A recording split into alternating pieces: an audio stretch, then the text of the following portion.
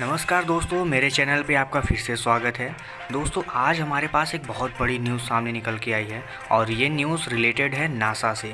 जी हाँ दोस्तों, नासा ने एक न्यूज़ दिया है कि वह अपने आने वाले कुछ दिनों में एक मिशन लॉन्च करने वाला है जिसका नाम होगा टच एंड गो। दोस्तों, ये मिशन है क्या? दरअसल ये मिशन स्पेस से रिलेटेड है। नासा चाहता है कि वह एक एस्ट्रॉयड जिस पे वह काफ़ी लंबे समय से अपनी नज़र गड़ाए बैठे था, और दोस्तों इस एस्टेरॉयड का इम्पोर्टेंस भी बहुत ज़्यादा है, धार्मिक तौर पे भी और साइंस के नज़रिए से भी। तो दोस्तों नासा चाहता है कि वो इस एस्टेरॉयड पर जाए और वहाँ से कुछ उसकी मिट्टी लेके आए। अब दोस्तों ये काम आसान तो नहीं होने वाला। इसके लिए नासा ने एक मिशन लॉन्च किया है। एक स्पेसक्राफ्ट होगा जो कि जाएगा और वहाँ से उसके कुछ मिट्टी के सैंपल लेके आएगा। अब इस स्पेसक्राफ्ट का नाम है ओसिरिस रेक्स। दोस्तों ये जाएगा वहाँ पे और वहाँ पे ट्राई करेगा कि कुछ वहाँ के सैंपल, चट्टान या मिट्टी कुछ भी वहाँ से लेके वापस आ सके।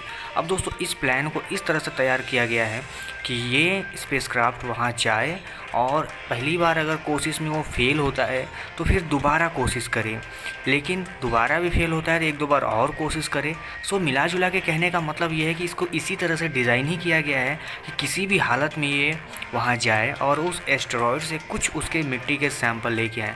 अब दोस्तों ये जानने वाली बात है कि आखिर नासा को उस एस्टेरॉयड में ऐसा क्या खास दिख गया।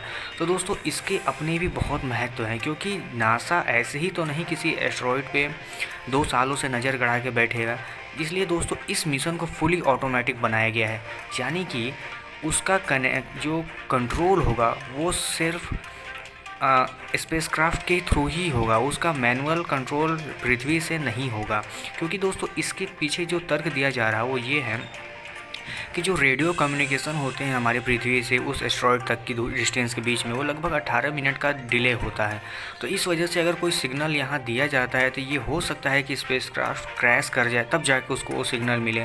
तो इसलिए इसे पूरी तरह से ऑटोमेटिक बनाया गया ताकि वो अपना कंट्रोल खुद कर सके और बस उसको सैंपल जो कलेक्ट करना है वो किसी भी हालत में करके वापस आ सके।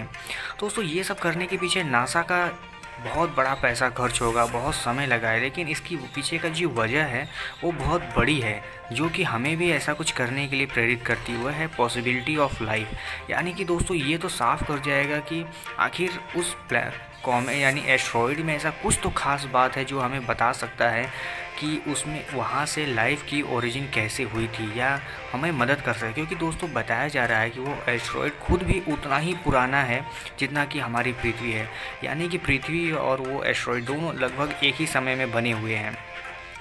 दोस्तों यही वजह है कि नासा का उस पर बहुत ध्यान है और वो चाहता है कि उस रहस्य को साफ़ करें ताकि पता चल सके कि आखिर मनुष्य की उत्पत्ति या लाइफ की उत्पत्ति हुई कैसे थी।